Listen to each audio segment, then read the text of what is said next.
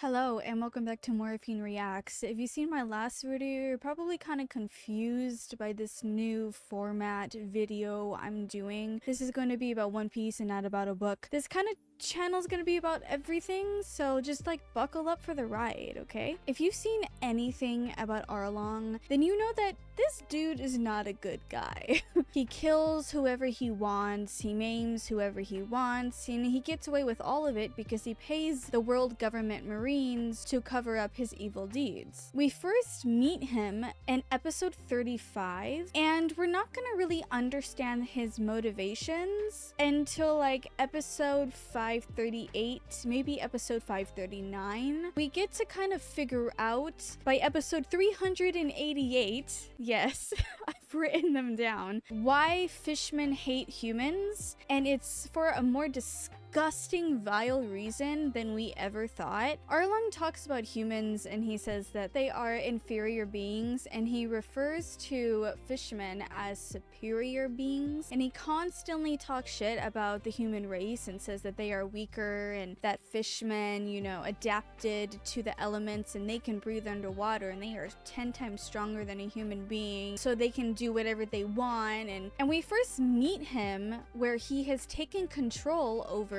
Kokoyashi village. I feel like I'm saying that incredibly wrong, but that's fine. He showed up on a boat and he said that every adult has to pay him 100,000 berries and every child has to pay 50,000 berries. Greetings and salutations, you pathetic little humans. This village is now mine. No, wait. Yes, better yet, I'll take this whole island. 100,000 berries for adults and 50,000 for children. Those who cannot pay, die! And just so that we have an understanding of the berry US dollar ratio, if 150 berries is $1.61 in US dollars, 93 berries is $1, then how much is $100,000 berries? Listen, I can't do math and my brain hurts just trying to figure it out. So someone do the math for me, please, because the internet also cannot give me an answer, and that's annoying. How is it the internet and it can't give me an answer? That's fine. I don't even care. I don't even care about it. And what makes this so sad and what makes us hate Arlong is the fact that Nami, who is a future member of the Straw Hat Pirates crew, and her sister aren't related to Bellemere by blood, and she's not a very rich woman. Bellemere was a Marine who found these two orphan children, decided to leave the Marines and raise his children in this village. Who are these children?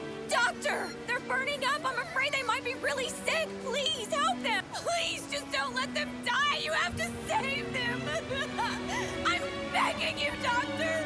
Genzo urges Bellemere to please take this deal. Nami and her sister, Nojiko, are hiding out in the forest, and they're told to leave. They're told to run away, get off of the island, and leave because Bellemere cannot pay for all of them. And Bellemere... it's so sad. I literally just like watched this again just so I could have it fresh in my mind for this video. And it's the first time in One Piece that I ever felt emotional. Bellemere decides to pay for her children's lives. That money was for my two daughters. I don't have enough for me. And her last words to her kids are, I love you. And I just... it's fine. I'm not. So everyone hates Arlong because Arlong killed Bellemere because she couldn't pay $100,000 for herself. Everyone else in the village had enough money to pay for themselves except for Bellemere. He also kidnaps Nami. Nami is very adept at creating maps. It's like her hobby, and he sees her talent and he kidnaps her. And he basically tells her, if you work for me and you save 100 million berries, then I will set this entire town free, and I would rather die than break my promise to you. So she becomes someone who steals from pirates. She also hates pirates because of Arlong and everything that he's done. So she steals from everybody, and that's how she ends up on the Straw Hats pirate crew. She steals all of their money and flees, and they follow her. Don't you get it yet? The only reason I got close to you idiots was so that I could rob you of everything you had. But now that you're broke, it looks like the dream's dead. So go, take your ship. And when Luffy finds out what's going on, he goes and he kicks Arlong's ass, dude. He pummels him into the dirt. I believe Arlong dies. Like, I'm 1000% sure he kills Arlong. And we don't see Arlong after that at all. And like I said, we don't realize why fishmen hate humans until episode 300 and something, when we get to Sabo Odi. So you may be wondering why it's a different day. Because the audio messed up. So here I am to say this all over again. Saba Odi has a lot of different dynamics on their island. They have the theme park of Sabori that has every ride that you could possibly dream of. And then they have the rich part of town. The Celestial Dragons don't live in the rich part of town, they actually live someplace else, but sometimes they will visit Sabori, and you are going to hate Celestial Dragons more than you hate Arlong. I promise you. Celestial Dragons are the insanely rich, and they would be like the 1% of the US that secretly run everything from the shadows. You didn't hear that from me, by the way. You didn't hear that from me. I am an uneducated person in the US, so you didn't hear that from me. But if I had to compare them to anyone, that would be it. And the military is completely at their disposal, which makes them very dangerous. In fact, where they live is called the Holy Land, which I thought was very interesting, but I won't go into that further. They treat people however they want. They'll kick them, they'll kill them, and there is nothing that you can do about it because they have the Marines at their disposal. If you hurt one of them, if you say a wrong thing, no one is going to step up for you, and there is no court of law that will judge in your favor. On the island of Sambodi, they are selling fishmen. We soon find out that fishmen are considered disgusting and vile. And everything that Arlong said humans were is exactly what humans think of fishmen. So you start to understand, even if you don't hear Arlong's backstory yet, you start to understand why Arlong hates humans, because of how they have treated his people, how they sell them as slaves, and there is nothing that they can do about it. Nami is still a part of the crew, and she has to go through this horrific, traumatizing ordeal where one of their friends, who is a fishman but like a mermaid, is kidnapped and is going to be sold at Subody Park. Now, what I think is so interesting about Subody Park is the way that it is structured. Arlong created Arlong Park, and it is structured the same exact way. I thought that was so freaking interesting when I heard that. I was like, oh my god, dude, that's insane. So while their friend Cammy is about to be sold, there is another person that has joined not their crew, but they're kind of like searching party for Cammy. And that is one of Arlong's old crewmates, Hachi. Now, he's had a complete 180 change of heart, and he regrets everything that he did to Nami, how he let Arlong treat her. He admits that they took it too far, you know, this whole hatred of humans thing. They took it too far, and he's a changed man, and they kind of don't believe him, but he's proving himself slowly but surely. And when Cammy gets taken, that's when he really shows how he's changed, and he tries to go after Cammy and save her. The problem is that Cammy is on a stage in front of all these humans, and all these humans are betting on her, trying to save her, and there is a celestial dragon in the front of everybody that is voting more than anyone because he doesn't have a mermaid and he would really like one in his collection. When I say you're gonna hate the Celestial Dragons more than Arlong, I fucking meant it, dude. I meant it. Like, it's... oh my god, they're so annoying. 500 million! I bid 500 million! And Hachi, when he goes to try to save Cammy in front of everybody, they start throwing stuff at him, and they hurt him, and they injure him. And they call him vile words and slurs, basically, because he's a fishman. He's a fishman! Disgusting! I bet he spreads diseases. Of course he does! Apprehend him already! And this is really the moment where we as the audience and the Straw Hats both get to see how horrible the fishmen are treated. I mean, we've heard about it, and we heard how Cammy has to hide her tail and everything, and nobody can know that she's a fishman and she's not human. But this, it really set in stone how horrible this system is. Look, Father, I got a fishman. I shot it and cut it all by myself. That means I can have it for free. It's free, it's free. An octopus for me. I caught a fishman by myself, an octopus for free. What a deal, what a deal. An octopus for free. We've heard things about the world government before, like Arlong paid off Marine so that he could continue his nefarious activities at Kakashi Village. In fact, there was a Marine when Nami saved almost enough money who came and confiscated her money on Arlong's behalf so that she could not pay the 100 million berries that he said if she paid that he would let her go. Arlong! You sent those officers to my house! They came for all the money I collected! Why'd you do that? You said that when it's about money, you'd rather die than break your promises! And it's the truth. What makes you think I broke my promise? Don't play dumb! You teamed up with the Navy and they took us... I'll ask you one more time. When did I break my promise? Let's hear it, girl. Which leads to this confrontation with the village, and they get angry on her behalf and they say, enough is enough, we're gonna go and we're gonna fight the fishmen. And she's like, no, please, they're going to kill you. Like, literally, they are going to kill you. They are bred fighters, and you are what? You're just a few villagers. Like, there's nothing that you can do. And they say, we know that you were trying to save us, and we didn't say anything because we wanted to treat you with indifference in case you wanted to change your mind. In case you wanted to leave the island so you could leave all of us behind and start a new life. That is why we ignored you for years and years and years, and we pretended you didn't exist. We pretended we were angry with you because in case you wanted to leave, we wanted to let you, but now enough is enough and we can no longer put up with this anymore. And that's when she comes across Luffy and she asks Luffy for help, and Luffy goes and kicks Arlong's ass. What's this room for? We're in Nami's quarter. This is where she keeps all the sea charts that she drew for 8 years. The girl has serious talent. I think I've used her pretty effectively. Used her? Huh? What do you think you're doing, boy? I finally figured out a way I can save Nami! This room full of maps is the problem! She's sad! She doesn't want to be here anymore! Then I'll tear it down!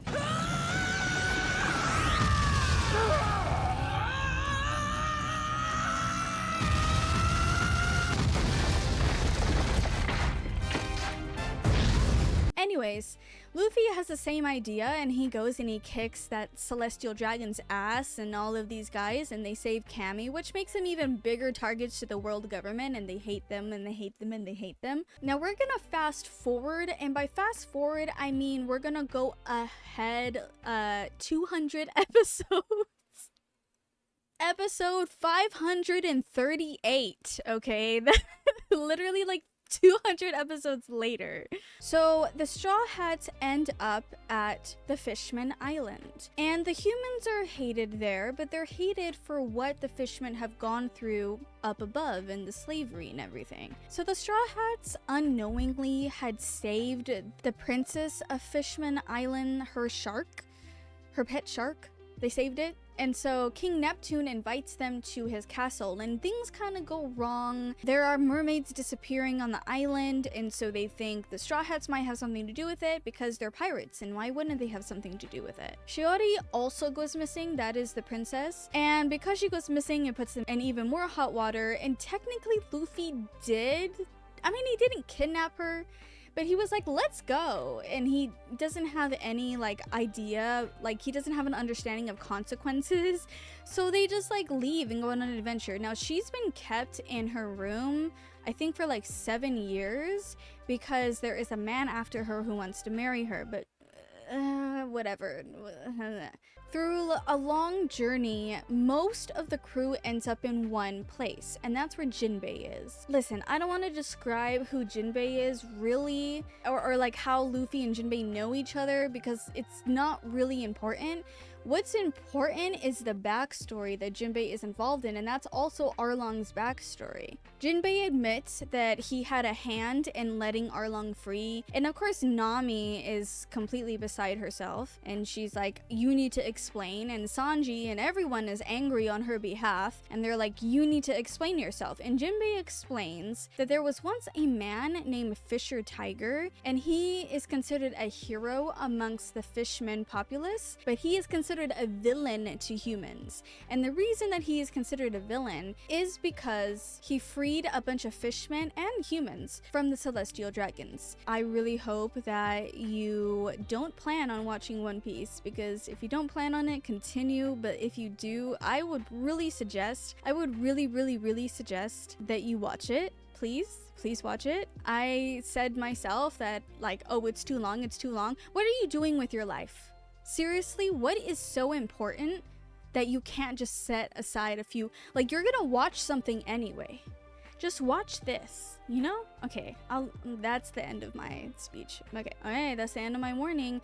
Fisher Tiger was a slave himself. He was taken captive by the celestial dragons and treated like absolute garbage. The men who were slaves say that they were treated less than animals. They weren't even treated like slaves. They were treated like literal animals. And Fisher Tiger could not live with himself, and he goes to King Neptune after he escapes, and he says, I am going to free the slaves, and I don't care about consequences. I don't care about anything. I cannot live with myself knowing that I left all of those people behind when I know that I can save them. And by saving them, the relationship between the fishermen and the humans is just completely collapsed. They were they weren't in a place where they were friends or they were getting along, but they were in a place where they kind of were in talks about like creating a partnership. And by doing this, Fisher Tiger just completely ruined it all, which is so backwards, and I know, but he ruined everything by doing this.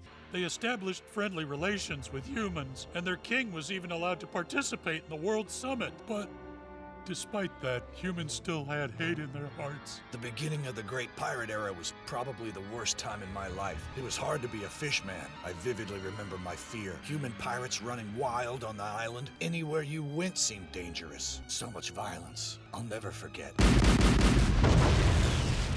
Our only safe place in the world was taken over by humans. Now, Fisher Tiger grew up in the bad side of Fisherman Island, and so did Arlong, and so did Jinbei. So they shared that together. They grew up basically in the slums with dreams of seeing something better, and they would go up to the surface and they would look at the amusement park of Sabodi, and they would wish that they could be there, and they would wish that they could live on the surface. And so the queen of Fisherman Island wanted to make that a reality. She wanted to have everyone live on the surface with everyone else, which in my mind, I'm like, doesn't that make you a bigger target? Doesn't that make you more easily accessible? I don't know, but that was their dream, is to live on the surface, and by doing that, it would solve all of their problems somehow. Arlong was kind of the leader of the fishermen. I wouldn't say pirates. I feel like they were like a gang. So he was like, we're gonna follow Fisherman Tiger because that's a real man, and what he did for our people, like, that can never be taken away. Now, what's really important to note here is that when the Celestials take you as a slave, they brand you, and it's kind of like a dragon claw. It looks like a dragon claw. So what these fishermen pirates did is they took these slaves on as crewmates, and then they added people from like that weren't slaves but just from the island, and they all branded them with the sun symbol. So they were supposed to be known as the Sun Pirates, but of course, like as humans are, they just named them the Fisherman Pirates because they're fishermen. And so they go on for a while, and Fisher Tiger doesn't want anyone to die. He says, you can't kill any humans. You can beat them up, you can rob them, but only if they come after us. We're not going after anybody, you know, we're just trying to survive here and keep these people that we have freed safe, because they couldn't return to Fisherman Island. I think just because like they were a danger, and it would be seen as like Fisherman Island betraying the world government. I feel like that was the reason. On their journey, they come across this slave, and it's a human, and oh my god, it fucking broke my heart, dude, to see her. She'd be like, please don't kill me. I won't cry. I'll keep smiling. Just please don't kill me. I'll do whatever you want. I'll clean. I'm very good at cleaning, and I'll never cry. So please don't kill me. Dude, It was so fucking sad. And she like starts like cleaning and she's bleeding from her nose and they're like, you're bleeding. Like, and she's like, I'll keep cleaning. Just don't kill me. Oh my God. And on their journey, they kind of become close and she starts to call Fisher Tiger Uncle Tiger. So that kind of shows like on their journey how close they have gotten. And they do take her home and her parents are waiting with open arms. They're so happy to see her. Unfortunately, the entire village were a bunch of fucking idiots. And when they saw one fisherman, they fucking called the Navy. So the Marines show up and they go after Fisher Tiger, and Fisher Tiger is very injured and Jinbei kicks everyone's fucking ass to save Fisher Tiger. He's really fucking strong. And he saves Fisher Tiger. They need a blood transfusion. And no one on the ship shares the same blood type as he does. They do have blood on the ship from humans. And Fisher Tiger admits something. He's like, I don't want to kill humans and I don't believe in enslaving them. And I help this little girl, but I cannot help but hate them. And I do not want their disgusting blood in my veins. And he's like, I have done everything in my power to get over this, but there is a darkness in me that I cannot overcome. There is a devil in my heart that cannot forgive, that fills me with rage. My very flesh rejects them. It rejects their blood, despite all that I've fought for. I cannot love them. I'm sorry. And with his passing, Arlong goes, they killed our captain and we should go and we should kill them all. And Jinbei's like, no, that's not what Fisherman Tiger wanted. He didn't want us to kill humans. He wouldn't want us to take revenge, essentially. Even though they killed him, that's not what he would want. And Arlong doesn't listen. Something that Jinbei said to Arlong, violence begets violence, which is if you meet violence with violence, the cycle would just continue and continue and continue. And so Arlong goes on his own to fight the Marines, and he runs into the worst option he could ever run into, which is one of the admirals, which is Kizaru. I believe he ate like the light fruit. I can only find the Japanese version, which is the Pika Pika no Mi, but I believe it's like the light fruit, which gives him literally the power of light. And so like he's like super powerful and like no one can stand against him because like who can fight the power of light? So Arlong loses because of course he does, and he gets thrown in jail. And while he's in jail, Jinbei becomes the new captain, and he's called the first son of the sea for this. He follows Tiger's regiment. He doesn't go after people, he doesn't kill people, he lives the way that Tiger would have wanted him to live. Now Jinbei's influence, his power, makes him very dangerous, and so the Marines, what they will do if there is a very powerful pirate that they can't seem to take down, they will just kind of put them into their fold. So they have these warlords of the sea, and there's 7 of them, and Jinbei was one of them. By becoming a warlord of the sea, he kind of put fishmen on the map again. He kind of brought them closer to the world government, and therefore they wouldn't be as attacked, but they could still be taken as slaves. So it really didn't solve that much, but it did like at least help a little bit, help them put them on the map. Jinbei kind of circles back to what he said before, and he's like, I let Arlong out. He had a chance to kill Arlong for what he had done, for attacking the Marines, for talking all of this crap about killing humans and how they all should die, and he doesn't take it because he was like a brother to him. They grew up in the slums together. They joined the crew together. Also, Tiger wouldn't have wanted that. So it kind of puts him in this predicament of, do I kill my brother or do I let him free? And he chooses to let him free. And by letting him free, Arlong goes on his own and he ends up in the town with Nami, and he abuses the fuck out of that town. I wouldn't dwell on it. There's nothing you could have done. You've known each other since childhood, after all. Like him or not, he's still like a brother to you, and you're no killer. He's blinded by hate. He'll never understand what Tiger meant by his dying words. Doesn't matter how far he goes. As long as Arlong engages in violence, the Navy will be after him. Worst comes to worst, We may have to stop Arlong ourselves one day. And so Nami is put in this position to either forgive or to hold a grudge. And Sanji says you should fall upon your sword, you should cut your belly open to prove how sorry you are. And Nami goes, no. She's like, the person that I hate is Arlong. And I think because she had the incident with Cammy being captured and almost being sold as a slave, it's given her this insight into the fishman's psyche and why they hate humans and why Arlong would do what he did. The Arlong pirates made my life a living hell. If it wasn't for that nightmare, I never would have met my friends. That awful time made me who I am. I can't hate you just because you're a fishman. I'm fine with my past because I'm happy in the present.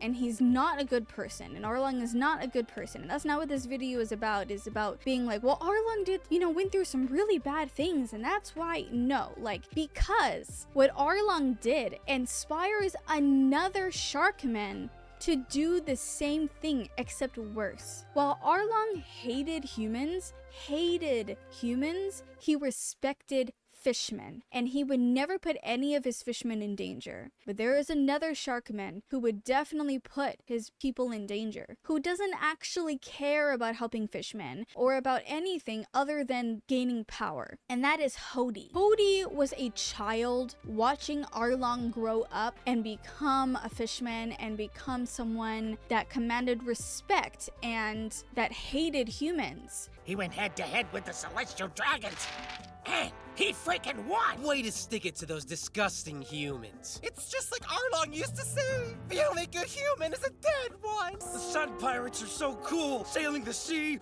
and slamming the Doshin down on every dumb human they meet. We'll get strong, then we will take back the sea, Sun Pirates! Kill all those worthless humans!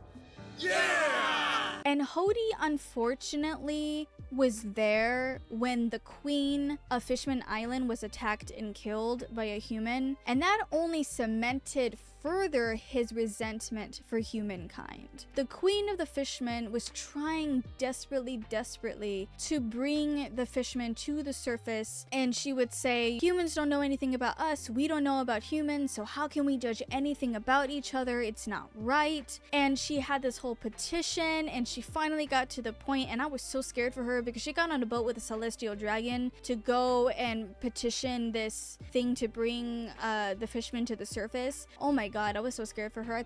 I thought she was gonna die then, but no, she gets the petition, she comes down and she convinces everyone to sign the petition. And I can understand their apprehension so much because, like, when I was watching, I was like, bro, I don't even know if I would sign that. Like, I'd be so scared of humans and what they would do, and the Marines specifically, and the celestial dragons. Like, what is stopping the Marines once we go up there from surrounding us? What is stopping that from happening? Absolutely nothing. But they all signed the petition, and somebody sets it all on fire, and Queen Orihime is trying to put out the fire. She's trying to save it. She says that these are these people's dreams, and I want to help them, and I want to save them. And then she is shot and assassinated, and they find the person that assassinated her, and it was a human man. He was holding the gun. And Jinbei tells Hody, we need to hide this. No one else can know about this. If they know that a human did this, we will never ever create an alliance. This will kill it forever. And Hody is so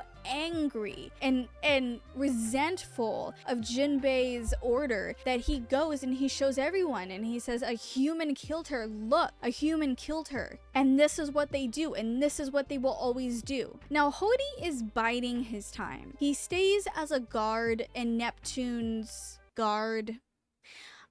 But he's been secretly collecting like a task force, like a pirate crew, and creating alliances with like another pirate in order to overtake the Fisherman Kingdom, so that way he can lead it the way he believes that it should be led. But like I said, he doesn't care about fishermen lives. There is this moment where I believe Zoro reflects one of his attacks or something, and Hody grabs one of his men and lifts him and uses him as a shield.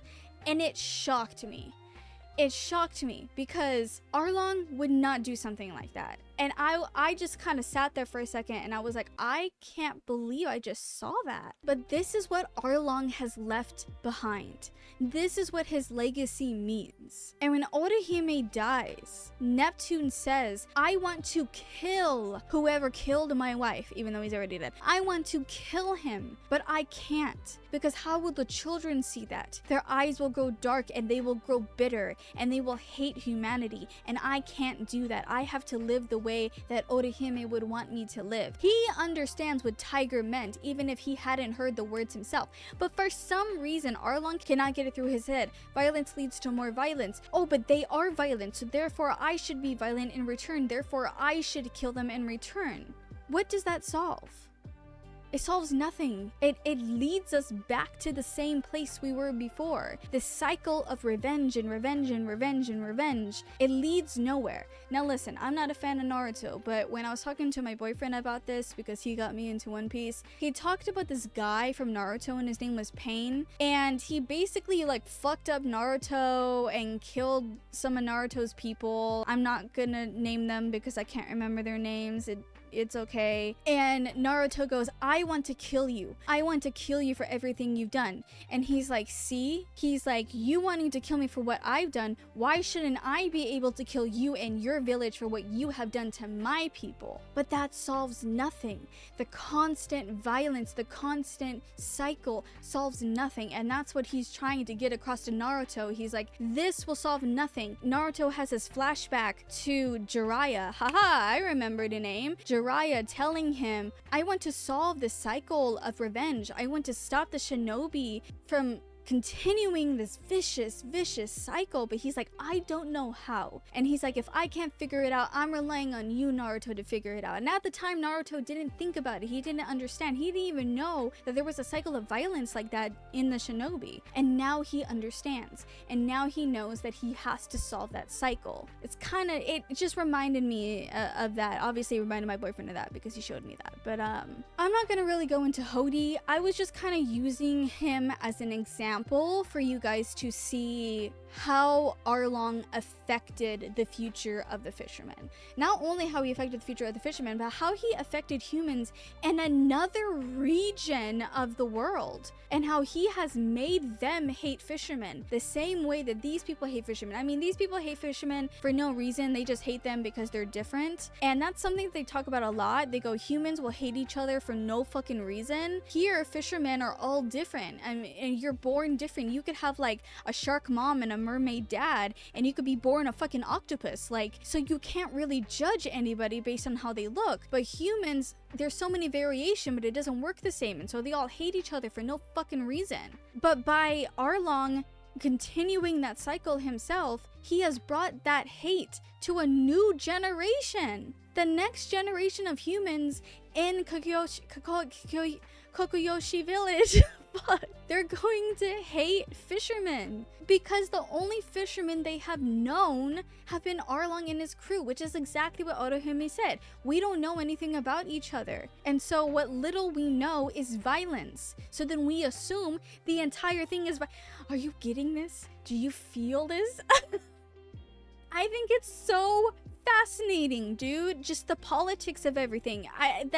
That's something that happened in like episode 50 something could come back, what, over 500 episodes later, and it could have such a great significance. I can't even think of a better word. I was trying to think of a better word, but just a great significance on the rest of the story and how everything is made. And we see how the world government is evil, and we've seen that before, how they treat people and how they've treated Nico Robin, how they said that she was a devil child only because she might have known some secret knowledge that they didn't want anyone else to know. So they name her a devil child. They make the entire world hate her and feel like they have to turn her in and give her a huge bounty on a fucking child just because she might know some knowledge that is super important, which only pushes her towards finding that knowledge even more. But this just, you hate the Marines too. Like, there's no way that you watch the Fisherman arc and you support the Marines. Like, there's no way you do that. There's no way you watch Impel Down or Marine Ford and you like the Marines. There's no fucking way, dude. Marine Ford. Marineford. I miss Whitebeard. You know what? I have so many videos that I want to make. If you want to see more videos, oh my god, subscribe!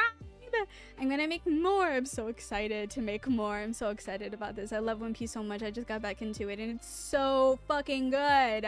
Watch it. Goodbye.